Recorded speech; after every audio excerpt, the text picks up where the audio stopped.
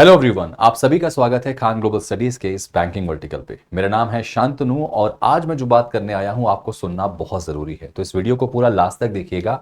कहीं ना कहीं आपका करियर जो है इस वीडियो पे बहुत हद तक टिका हुआ है।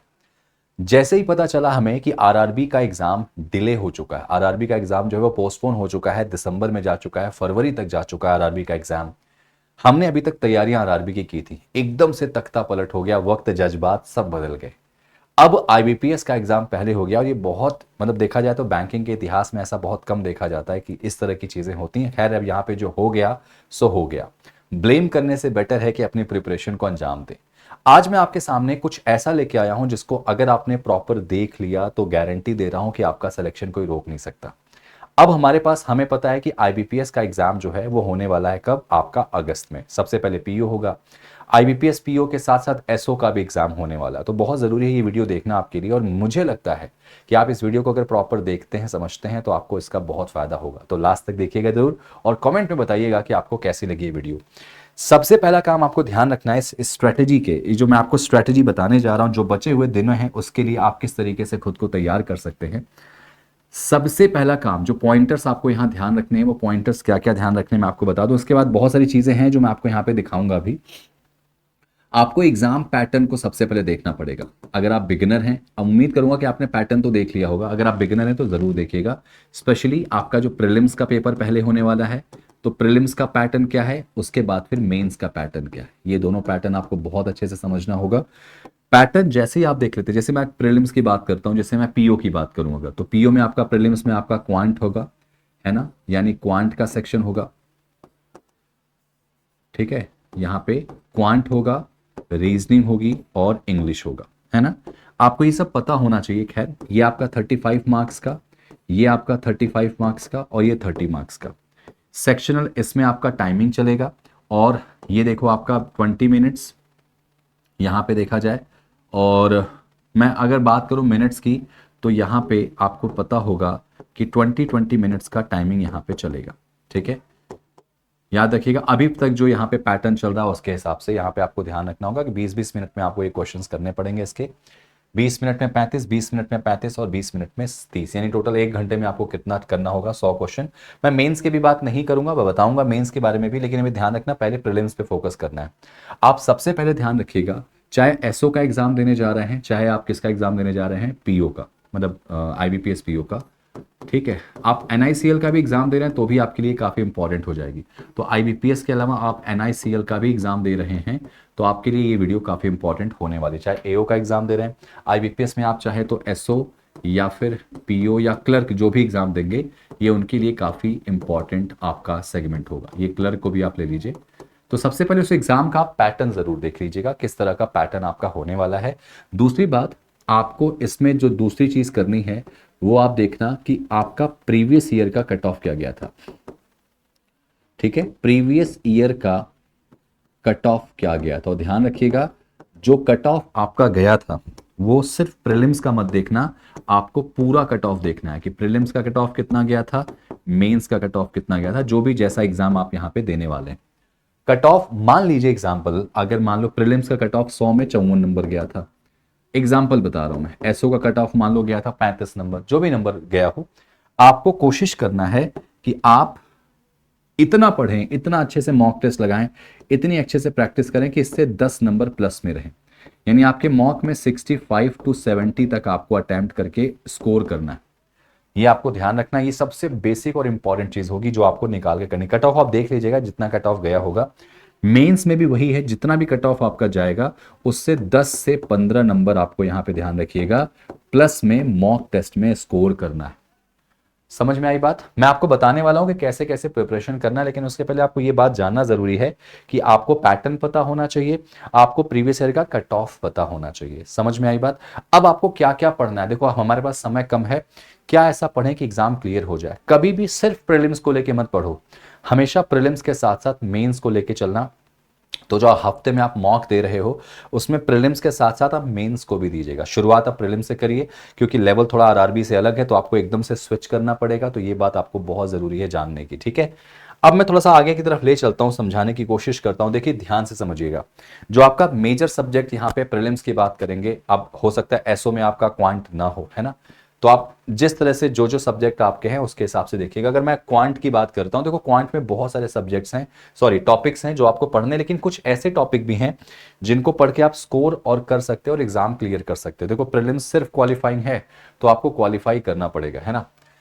न्यूमेरिकल एबिलिटी में आप ध्यान रखिएगा, आपका कैलकुलेशन स्पीड यानी आपके सिंप्लीफिकेशन का पेपर क्वेश्चन जरूर आता है एग्जाम में, तो सिंप्लीफिकेशन के डेली क्वेश्चन लगाएं। इसके अलावा डेटा इंटरप्रिटेशन बहुत ज्यादा कॉमन टॉपिक है हमारा, ये आपको एग्जाम में मिलेगा। अर्थमेटिक वर्ड प्रॉब्लम जो होते हैं वो आपको अच्छे से पढ़ना है। Percentage, profit and loss, time and work, है ना, ये सारी चीजें बहुत क्रूशियल हैं। तो ये टॉपिक जो मैंने हाईलाइट करके रखे हैं इनको थोड़ा सा ध्यान दीजिएगा। कोशिश ये रखिएगा कि मैथ्स में आपकी 100% एक्यूरेसी और स्पीड हो। एक्यूरेसी अगर आपकी अच्छी होती है, आपकी स्पीड अच्छी होती है, क्योंकि मैथ्स एक ऐसा सब्जेक्ट होता है जहां पे या तो आपको बनेगा या तो आपको नहीं बनेगा, बीच की कोई गुंजाइश नहीं होती। जैसे करंट अफेयर्स में होती है कि यार इसका आंसर ए हो सकता है, नहीं नहीं इसका बी हो सकता है। क्वांट और रीजनिंग में ध्यान रखिएगा 100% एक्यूरेसी चाहिए मुझे। आपको अगर एग्जाम क्लियर करना है तो आप ये एक्यूरेसी लेके आएंगे। चलिए जरा रीजनिंग की बात करते हैं। क्योंकि मैं रीजनिंग का टीचर भी हूं तो इसलिए मैं रीजनिंग को आपको बताना चाहूंगा कि कौन कौन से टॉपिक जो आपको पढ़ने हैं। देखिए सिटिंग अरेंजमेंट हो गया, puzzles, blood relation, syllogism, coding decoding, और साथ ही साथ आप नोटिस करिएगा इसमें कुछ एक टॉपिक आप ऐड कर लें तो इन इक्वालिटी, ये टॉपिक आपको अच्छे से पढ़ना है। इन इक्वालिटी के साथ आपको यहाँ पे अल्फाबेटिकल मिसलेनियस सीरीज, इतना टॉपिक आपको कवर अप करना है, इतना टॉपिक आपको कवर अप करना ही करना है इस बचे हुए समय में। इसके अलावा टॉपिक आप कवर कर ले रहे हो तो बेस्ट है। अब मैं आपको इंग्लिश की बात करता हूं। देखो इंग्लिश बहुत परेशान करने वाला सबक है, स्पेशली उत्तर भारत को बहुत परेशान करता है। बहुत सारे बच्चे ऐसे हैं जो आरआरबी के लिए तैयारी कर रहे थे, एकदम से उनको इंग्लिश मिलेगी यहाँ पे, तो बहुत बड़ा क्वेश्चन है कि सर इंग्लिश की तैयारी कैसे करें। तो देखो ध्यान से, इंग्लिश के लिए आपको ग्रामर पोर्शन अच्छे से कवर करना पड़ेगा। वोकैबुलरी, अच्छा वोकैबुलरी के लिए क्या करेंगे वो भी मैं बताऊंगा। इसके अलावा कॉम्प्रिहेंशन, जो आपका रीडिंग कॉम्प्रिहेंशन है वो डेली बेसिस पे बैठ के आपको कोई ना कोई बुक ले लीजिए, कहीं से कोई प्रैक्टिस सेट आप लगाते हैं ऑनलाइन आपको मिल जाएगा। तो कॉम्प्रिहेंशन यानी रीडिंग कॉम्प्रिहेंशन का जो पेपर होता है वो आप उसको बैठ के क्वेश्चंस को बनाएंगे डेली रूट में, ठीक है।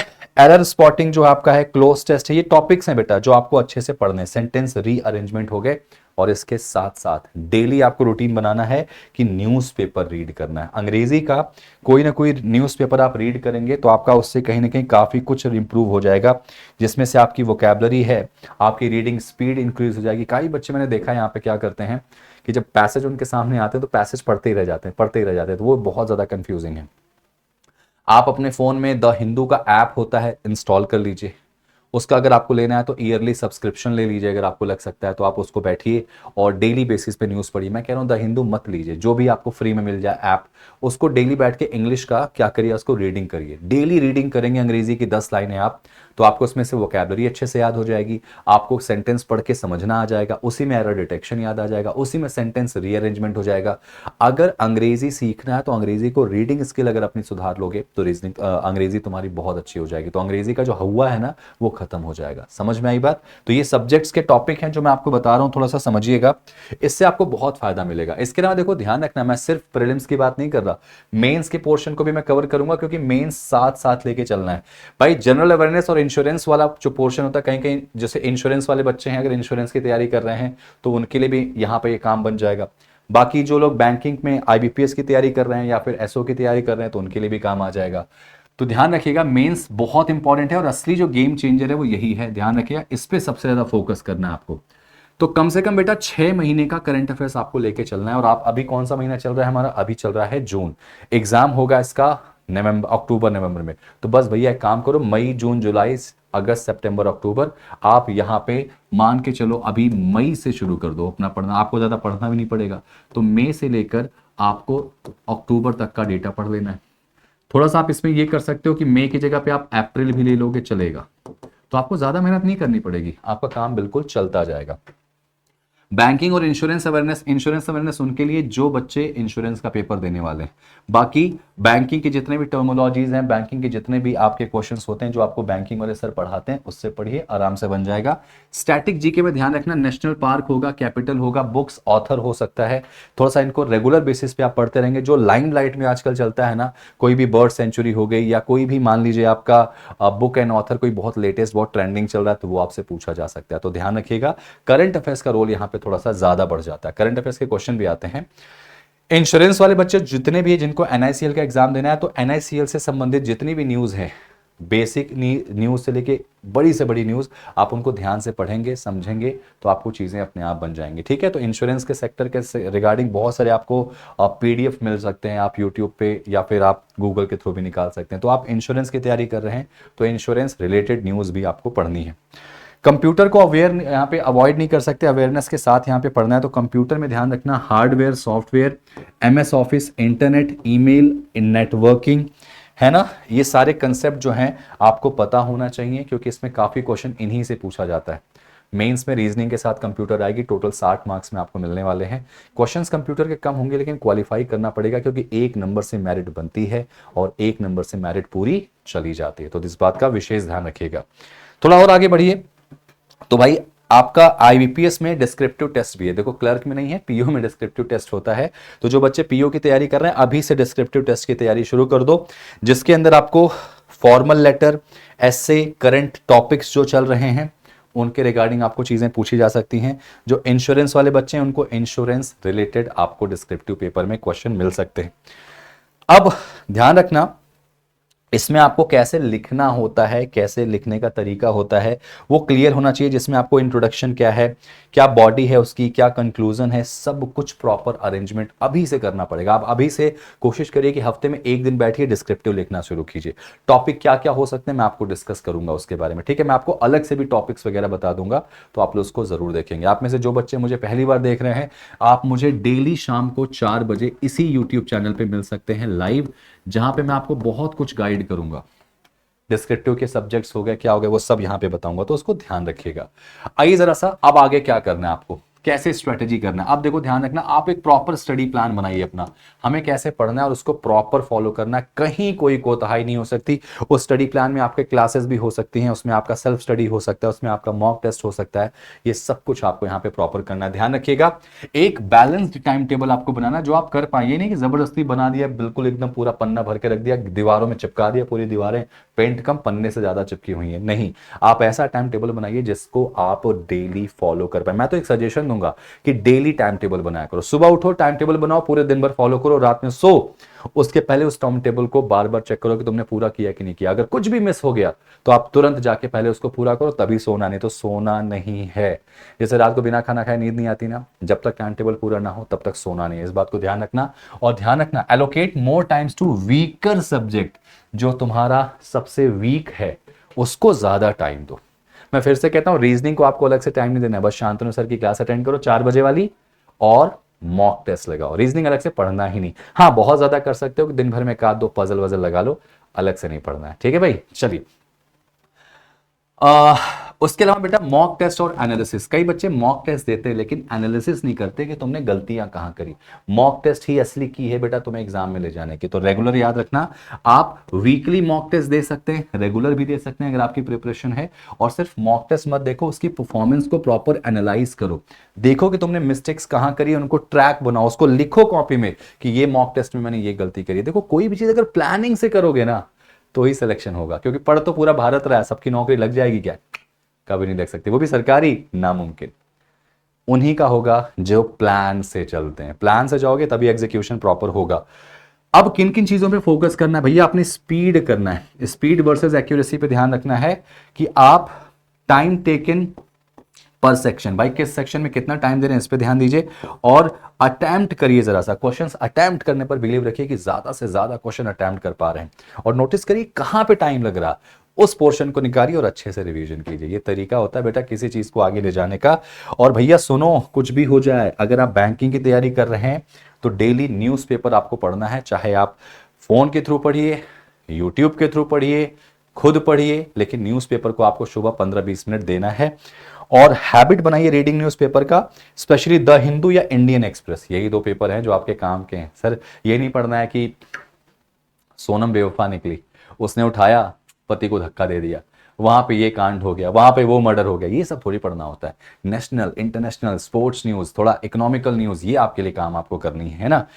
इसके अलावा आपको करंट अफेयर्स का उसका बहुत फायदा मिल जाएगा, एडिटोरियल के रिगार्डिंग बहुत फायदा मिल जाएगा, क्योंकि ये सारी चीजें जो हैं आपको डिस्क्रिप्टिव में भी काम आएंगी बेटा अंग्रेजी के, और जनरल अवेयरनेस के। ध्यान रखना, यहाँ इंग्लिश पीछा नहीं छोड़ेगी आपका, तो उसको सुधारना है तो भैया द हिंदू पढ़ो, आपका करंट अफेयर्स क्लियर हो जाएगा, बैंकिंग अवेयरनेस क्लियर हो जाएगा, डिस्क्रिप्टिव टेस्ट क्लियर हो जाएगा, इंग्लिश क्लियर हो जाएगा। द हिंदू पेपर पढ़ने से 4 चीजें क्लियर हो जाएंगी। आपको यहाँ पे जो भी इंग्लिश पढ़ाएंगे सर या मैम, आप उनसे भी पढ़ के देखेंगे, आपको बहुत मजा आएगा। ठीक है, तो ये बात ध्यान से देखिएगा। अब यहाँ पे एक फाइनल आपको स्ट्रैटेजी बताता हूं, उसके बाद ये ज्यादा टाइम ना लेके आपको यहाँ पे ओवर करूंगा। बहुत अच्छी चीजें हैं, सुन लीजिएगा। अंतिम 30 दिन की स्ट्रेटजी क्या रखोगे जब आप एग्जाम के ठीक 1 महीने पहले रहोगे, तो सुन लो भाई, ये स्ट्रेटजी बड़ी काम आएगी और इस स्ट्रेटजी में आप बहुत कुछ बचा सकते हैं। देखो, पहला जो हफ्ता होगा 1 दिन से लेकर 7 दिन तक, कोशिश करो अपने कोर सब्जेक्ट को फोकस करो, जो आपका कोर है, जो मेन है, जिसपे आपको बिल्कुल नंबर मिल सकते हैं। तो revise all the subjects daily with the focus key topics from quant, reasoning and English. Solve sectional test, भैया सेक्शनल टेस्ट सॉल्व करो 1 पर सब्जेक्ट अ डे, मतलब डेली एक सब्जेक्ट का 1 दिन में सेक्शनल टेस्ट 2 खटाखट, और अपनी एक्यूरेसी और टाइमिंग को मेंटेन कर लो। ये आपको रूटीन बनाना है। Focus on general awareness from the last 4-5 months. याद रखना, प्रीलिम्स देने जा रहे हो, लेकिन current affairs, general awareness miss मत करना, वो पढ़ते चलना। साथ ही साथ ये मत होना कि भाई प्रीलिम्स निकलेगा सर तब पढ़ेंगे, नहीं होगा सिलेक्शन ऐसे बेटा, साथ ही साथ लेके चलना है। Start reviewing computer knowledge basics, cover 1 topic per day, मतलब डेली कोशिश करो कंप्यूटर का भी एक टॉपिक से अपना कंटेंट बनाना शुरू करो कि भैया कंप्यूटर भी हमको डे 1 से पढ़ते चले जाना है। एक चीज नहीं छोड़नी है जो आपके सिलेक्शन में आपको दिक्कत पैदा करे, इस बात को विशेष ध्यान रखिएगा। और डेली डेडिकेटेड 30 मिनट देना है आपको डिस्क्रिप्टिव राइटिंग के लिए। क्या फायदा, डिस्क्रिप्टिव में फेल हो जाओगे, कॉपी चेक ही नहीं होगी मेंस में। तो डिस्क्रिप्टिव राइटिंग को भी आपको डेली देना है बेटा, 30 मिनट्स कम से कम बैठो, कुछ लिखो। तो उसमें आपको प्रैक्टिस करना है कैसे एसे को स्ट्रक्चर करते हैं, ऐसे लिखते कैसे हैं, और लेटर को कैसे क्लैरिफाई करते हैं, कैसे क्लियरिटी बना के रखते हैं इसमें। ठीक है, और 2-3 टॉपिक उठाओ और डेली बेसिस पे उनके क्वेश्चंस लगाने शुरू करो, उनके बारे में लिखना शुरू करो, आपको जो लिखना है। और शुरुआत हमेशा इजी टॉपिक से करना। कई बार ऐसे बच्चे मैंने देखा है कि सर एग्जाम देने जाते हैं, मेंस तब पूछते हैं कि सर टॉपिक बता दो किस पे पढ़ लें, क्या पढ़ लें। नहीं बनेगा बेटा जब तक आप रेगुलर इसकी प्रैक्टिस नहीं करोगे। डिस्क्रिप्टिव को छोड़ के नहीं जाना, इस बात को ध्यान रखिएगा। जब वीक 2 आते हो आप, डे 8 से डे 14 तक, तो यहां पे भैया मॉक टेस्ट का रोल बहुत बढ़ जाएगा। इस मॉक टेस्ट में आप ध्यान रखिएगा, फुल लेंथ मॉक टेस्ट दीजिए proper every alternate days, regular मत दीजिए, अल्टरनेट डे दे सकते हैं आप। रेगुलर देना चाहें तो रेगुलर दीजिए, लेकिन उनको एनालाइज करना भैया कि कहां गलती करी, कहां सही करी। आप पता लगाइए कि आपका वीक एरिया कहां जा रहा है, उसके बाद उस पर एक्यूरेसी और स्पीड पे काम करना शुरू करिए। भैया जो हमारी एक्यूरेसी और स्पीड है बहुत जरूरी है, उस पर काम करना। री अटेम्प्ट कीजिए, जितने क्वेश्चंस आपने गलत करे उनको फिर से बैठो और सॉल्व करो, बैठो देखो कहां गलती कर रहे हो, फिर उसके बाद अगले मॉक में चेक करो क्या वही गलती बार बार हो रही है, नहीं तो फिर उस पर काम करना शुरू कर दीजिए।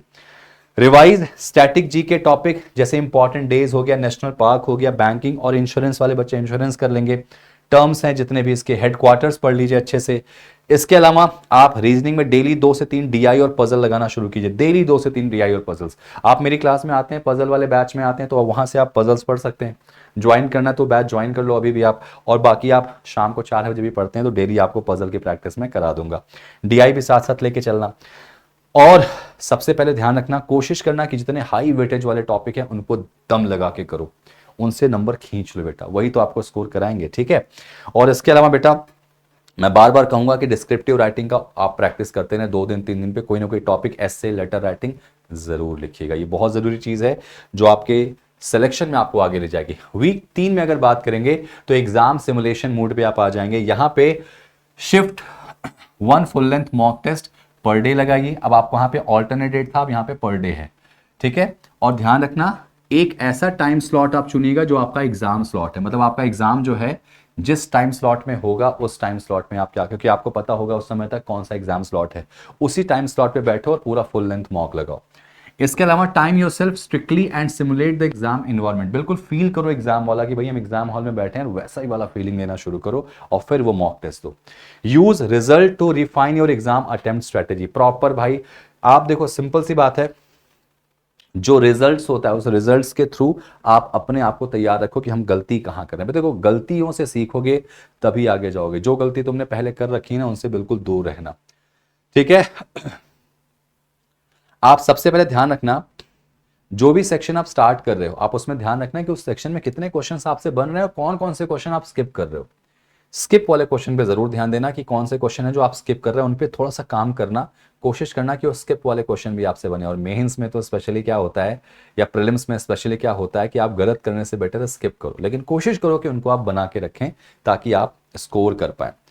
कंप्यूटर अवेयरनेस नोट्स प्रॉपर जो भी आपने बनाया चाहे वो एमसीक्यू फॉर्म में है, जैसे भी आप उसको प्रॉपर रिवीजन करो। देखो मेंस को साथ में लेके चलना है और continue revising current affairs using monthly capsules and quizzes. आप कैप्सूल्स ले सकते हैं मंथली या फिर क्विजेस के थ्रू आप आराम से पढ़ सकते हैं, ये भी बहुत जरूरी है।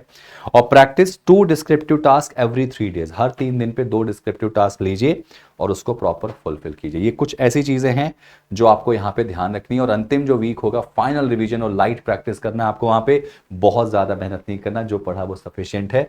यहाँ पे कुछ नया नहीं पढ़ना आपको बेटा, सिर्फ फोकस करिए जो आपने पढ़ा हुआ है और अपने कॉन्फिडेंस को बढ़ाइए। उसके अलावा रिव्यू करिए बेटा मॉक टेस्ट में जो भी आपकी परफॉर्मेंस है, कहाँ गलती हो रही है उनको जरा सा ध्यान दीजिए। इसके अलावा लास्ट मिनट नोट्स आप चाहें तो बना सकते हैं, जिसमें फॉर्मूला हो गया, ट्रिक्स हो गया, वो आपके लिए कामफुल यहाँ पे हो सकती हैं। और करंट अफेयर्स और लेटर ऐसे फॉर्मेट को थोड़ा सा आप जरूर वहां देखें। मॉक टेस्ट फ्रीक्वेंसी आपकी जो होगी, एक फुल लर्न टेस्ट लगाइए हर दिन बेटा, डेली एक मॉक टेस्ट लगाइए लगभग अच्छे तरीके से, ठीक है। इसके अलावा लाइट रिवीजन रखिए, ज्यादा अच्छे से सोइए, हल्का खाइए और कोशिश करिए कि खुद को काम रखें। और practice breathing technique for every exam day anxiety, मतलब आप एग्जाम में बैठे थोड़ा ब्रीद इन ब्रीद आउट करिए, प्रॉपर रिलैक्स रहिए, आंखें बंद करिए, ऊपर वाले का नाम लीजिए और अपना बेस्ट दीजिए, आपका सिलेक्शन होगा। और याद रखना ये सिलेक्शन अगर आपको लेना है, इस तरीके से सिलेक्शन लेना है तो आपको ये रूटीन फॉलो करना पड़ेगा। आप कमेंट बॉक्स में मुझे लिख के बताइए कि सर आप रूटीन फॉलो कर रहे हैं कि नहीं कर रहे हैं। आप देख लीजिए डिस्क्रिप्टिव राइटिंग का प्लान कैसे होना चाहिए थ्रू आउट मंथ्स का। देखो यहाँ पे ऐसे टॉपिक, इंश्योरेंस सेक्टर वाले बच्चे इंश्योरेंस पे ले सकते हैं, गवर्नमेंट स्कीम पे आप कोई ना कोई उठाइए, ऐसे लिखना शुरू कीजिए। इसके अलावा डिजिटल इंडिया हो गया, इन्फ्लेशन हो गया, इन्वायरमेंटल इश्यूज हो गया, या कोई अभी बहुत लाइमलाइट में कोई न्यूज़ चल रही है उसके ऊपर हो गया। लेटर टाइप में कौन कौन से क्वेश्चंस आ सकते हैं बेटा, कंप्लेंट के रिगार्डिंग लेटर आ सकता है, फीडबैक के रिगार्डिंग, रिक्वेस्ट के रिगार्डिंग, फॉर्मल क्वेरीज के रिगार्डिंग बैंक में या इंश्योरेंस फर्म्स में, तो इनके रिगार्डिंग आपको यहाँ पे क्या मिल सकती है बेटा, लेटर की वो मिल जाएगी। बाकी जब आप रेगुलर क्लासेस में मेरे ज्वाइन करेंगे तो वहां पे मैं आपको इवन टॉपिक तक बता दूंगा कि किस किस टॉपिक पे आपको लेटर लिखना है। उम्मीद करूंगा कि आपको ये समझ में आया होगा, उम्मीद करूंगा कि प्रॉपर स्ट्रैटेजी समझ में आई हुई। देखो आपकी कमजोरी आपसे बेटर कोई नहीं जानता, अपनी कमजोरियों पे काम करो यार, जो डाउट है खुल के बोलो, अपने टीचर से खुल के बातें करो, सर यहाँ समस्या है कैसे करें। लेकिन लापरवाही मत करना, किसी भी कीमत पे लापरवाही मत करना, आपकी लापरवाही पूरा साल बर्बाद कर सकती है। और याद रखना ये जो मैंने प्लान बताया है ना, ये आपका आरआरबी में भी काम आएगा, क्लर्क में भी काम आएगा, एसबीआई आने वाला है उसमें भी काम आएगा। सर इस साल नौकरी लग जाएगी। तो अगर आपको लगता है कि आप नौकरी लेना चाहते हैं तो इसको फॉलो करना।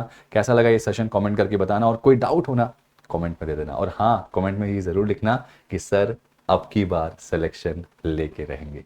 थैंक यू सो मच, मिलते हैं अगली क्लास में कुछ नया और स्पेशल लेके। टेक केयर, जय हिंद, टाटा।